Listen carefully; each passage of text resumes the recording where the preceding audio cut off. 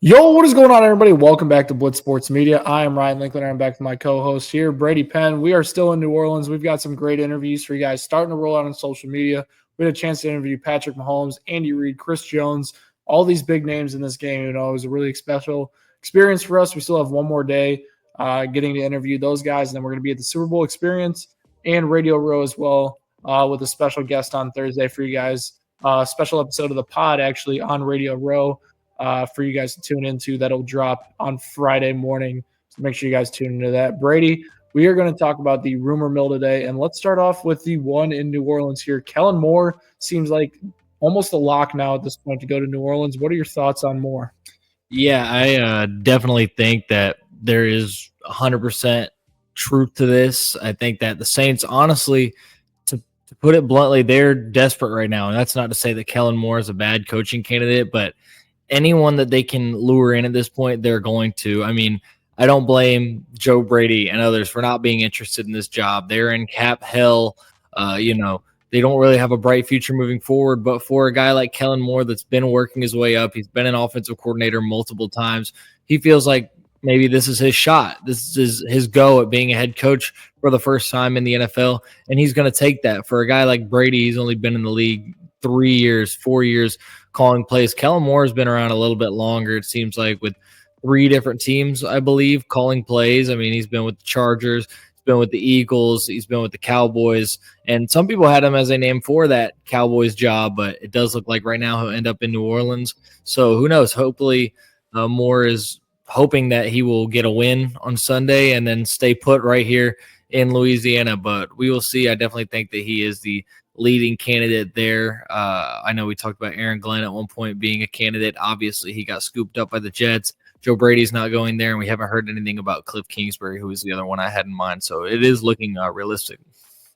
Yeah, I mean, it's interesting for sure. What we're seeing in New Orleans, I named it as the least enticing job for head coaching candidates this offseason. New Orleans is in a tough situation. They don't necessarily have great cap space. They have a bunch of dead money coming up with a lot of veterans that have been super expensive. Over the past few years, they try to push that money back. It's coming to bite them. They never won a Super Bowl and never capitalized on having all this elite talent, pushing the money back.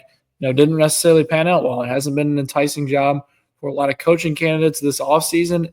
And now they find Kellen Moore, a guy who, got fired from Dallas, moved on, went to Los Angeles. That didn't work out either. Now is in Philadelphia in his third stop in the last 3 years. Had a really good year this year. Obviously, the addition of Saquon was great.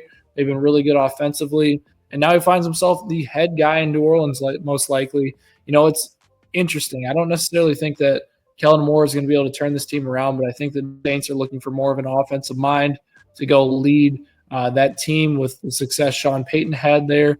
And obviously they've had Dennis Allen in the past, didn't necessarily work out super well. So I think they do like the offensive mind of Kellen Moore. But, I mean, this is a tough sell from Saints ownership to say, hey, this is what you have to deal with as a head coach. It's not necessarily enticing, and that's why they missed out on top-notch candidates like Ben Johnson, Joe Brady, some of these elite candidates we think are going to land pretty good jobs here. Let's get to the next point of news. And this is probably the biggest point of news that we've seen around the NFL world. Myles Garrett has officially requested a trade. I actually posted a TikTok about this, naming some of the top destinations for Myles Garrett. Brady, what are your top destinations for Garrett this offseason? Well, I think that obviously Myles Garrett, like he said in his note to Browns fans, he wants to contend. So that automatically wipes out any teams that are in a rebuild mode, teams that are incredibly young and haven't really gotten a lot of playoff experience. I think the Bills are an interesting one. I'm not sure I would call them a favorite, but I think that they are an interesting name to watch, especially with the needs that we've talked about for them in their defense, needing that elite edge presence that they have lacked that clearly I think was part of them not being able to keep Mahomes uncomfortable and the Chiefs offense being able to get whatever they want was no pass rush in that AFC title game. I know you mentioned the Bears. We'll see where Myles Garrett views them in terms of contending. I think the Niners are a potential candidate there. Imagine pairing Nick Bosa with Myles Garrett. That would be really scary. Obviously, living in California is never really a tough sell to these guys that are making a ton of money. If you're a person like us, you probably don't want to go live there, but you're making millions. Cali's not a bad place to be. I don't think that the Chiefs are in this, but I honestly would not put it past them with the front office they have and with the how many talented players they have. I would not be surprised to see them at least give a call. And trying to think, I know that you didn't like this, but I think that the Detroit Lions are honestly a team in play here. I think they would have to give up somebody good, maybe a Kirby Joseph. But if that's the case, if you got to give up a first and a second or 2 firsts and Kirby Joseph or Myles Garrett, I'm doing that personally. Yeah, I mean, it's interesting for sure. Obviously, Garrett's been an elite player in this league for a long time. Uh, he's getting up there in age at this point. He has 2 years left on his contract. Not necessarily the most expensive contract in the league compared to what edge rushers are currently making in the NFL. So that's definitely enticing for a team trading him. 2 years of team control. He'll probably ask for a new deal as soon as he gets traded, which will be interesting, sure. So you need to make sure you have cap space. That's the number one thing. The other thing is you have to have a future that looks like playoff success for Myles Garrett to sign up. I don't think Garrett at this point in his career is going to sign up for teams that struggled in pass rush. Let's say the Carolina Panthers, for example, who are going to be desperate for playmakers on the defensive side of the ball. Garrett is not going to be signing up to go play for the Carolina Panthers this offseason. I know they had a great stretch there at the end of the year, but he's not going to be signing up for those teams. He's going to be signing up for teams that have either a ton of roster talent, a new head coach, or a great established head coach. And there's a lot of upside going to these teams. I mentioned the Bears. They're one of those teams that are probably on the outside of playoff contention, but they have a lot of steam in their direction. They have a great coaching staff they're starting to form. They have a good roster. We'll see what happens next year. But, I mean, you look at teams like the Cardinals, the Falcons, these teams are in the playoff mix already, and they just seem like a few defenders away from really being elite defensive teams. And that a guy like Myles Garrett would be a big-time addition for them. I truly do think that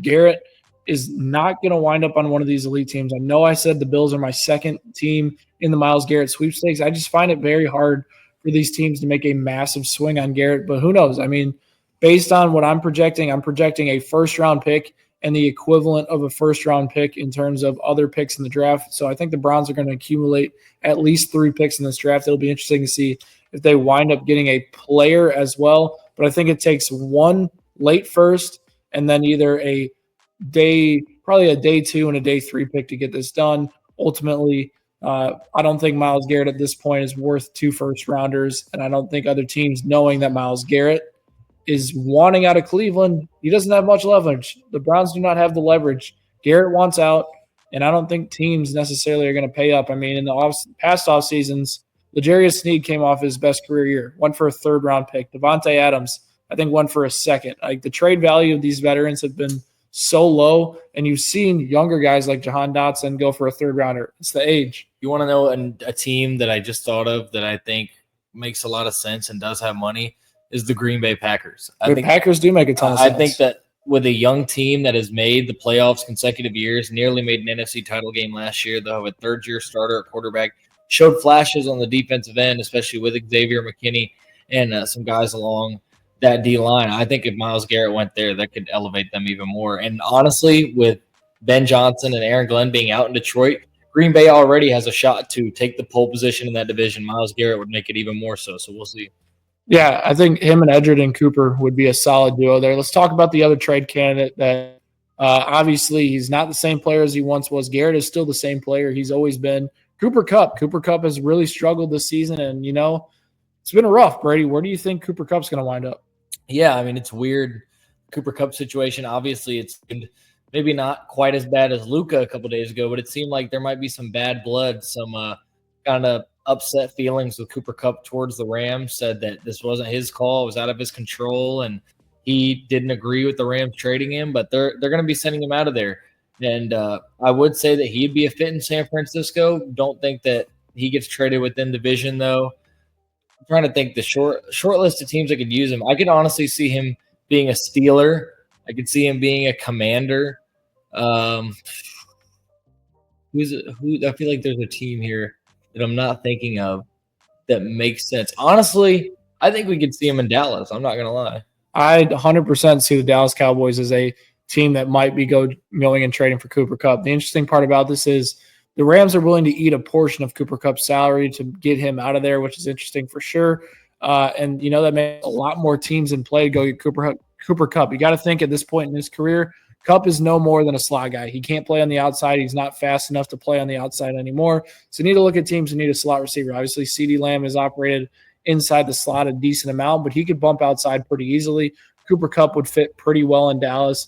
The Commanders need a slot receiver pretty badly. The Steelers need a slot receiver pretty badly. And one that's really interesting is I think the Bengals honestly could be in play for Cooper Kupp if they lose T. Higgins this offseason. I think that would be a destination that would be very scary for a lot of different teams at this point. And, and at this point in Cooper Kupp's career, he's just not the same player. And he needs to find a situation that's most beneficial to him. And unlike Myles Garrett, he doesn't have the leverage of necessarily picking an elite contender in the playoffs. He's going to have to go where he's going to go. And the Rams are going to try to capitalize. I don't think Kupp goes for more than a fourth rounder at this point, considering his current contract. I know the Rams want to eat some, but a fourth rounder seems about right for where Cooper Kupp was trending in the end. Where do you think his value lies? Yeah, I think it's somewhere around there, third, fourth round pick, something like that. By the way, you mentioned the Bengals. I kind of think the Bengals could go receiver in the first round. I'd like Emeka Egbuka from Ohio State to Cincinnati if they lose T. Higgins. So we'll see on the Cooper Kupp front there. But I agree with you. His value isn't high. Definitely not as high as it would have been even 3 years ago, 2 years ago, about a year removed from that Super Bowl championship. We'll see. We'll see. Honestly, it's all on if LA wants to burn him or not. Like, do they want to send him to a scrap heap team like the Giants or somebody like that, or are they willing to respect him and reward him, which they should do, to a competitive team here in the latter stages of his career? We'll see. And the other thing is that I don't think many people have talked about, Matthew Stafford has talked about, considering his future and going from here, thinking this offseason about what he wants to do. It is expected that he will return, but this is his favorite receiver to throw to. This is his guy. This has been his number one, and by all accounts, one of his best friends in LA since he got there.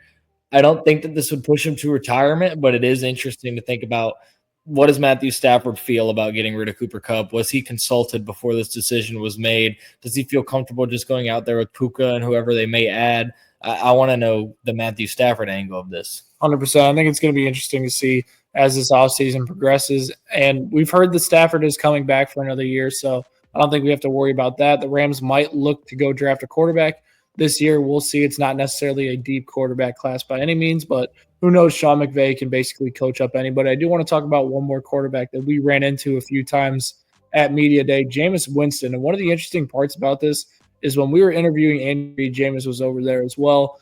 And, Jameis mentioned, I would love to play for you, Coach Reid, at some point. Obviously, Jameis Winston at this point in his career is not likely to be a starter. Brady, is Kansas City a good backup fit if Carson Wentz gets a job somewhere else? Honestly, I think it would be a good fit, but I think that Jameis, there's an outside chance to go compete for a job somewhere. You saw Saquon last night say, the Giants need a quarterback, and people took that quote and ran with it. But I think that there is a chance that Jameis could play that veteran mentor role for a team that picks a quarterback. Could be the Titans if they go Cam Ward or Shador. Could be the Giants. The Browns could retain him to mentor whatever rookie quarterback they decide to bring in. It is rumored that they will pick a quarterback. We'll see. But I think that Jameis still has a chance to at least begin the season as a QB1 somewhere. So I would say it would be a good fit. It'd be a great personality fit, especially within that offense. We've always seen that these backup quarterbacks in Kansas City have been good locker room guys with Blaine Gabbert, Wentz, and Matt Moore. But I think that it probably won't happen because he has a chance to compete for a job somewhere still. Yeah, it's interesting. I mean, Winston, it's the same thing with Carson Wentz too. We both think they probably could start on a team. A team needs them to. They're premier backups. And, Winston in his own right, had some moments this season where you're like, man, this guy could be a starter somewhere. And then he had moments where you're like, that's old Jameis Winston making the same mistakes. But all in all, we're having a great time here in New Orleans, guys. We really want to just bring out this content for you guys, and hopefully our interviews we got coming up in the next few days will bang, and we'll get some great content for you guys. So make sure you guys are tuning in. Hit that subscribe button for more of our content, and me and Brady will catch you guys next time.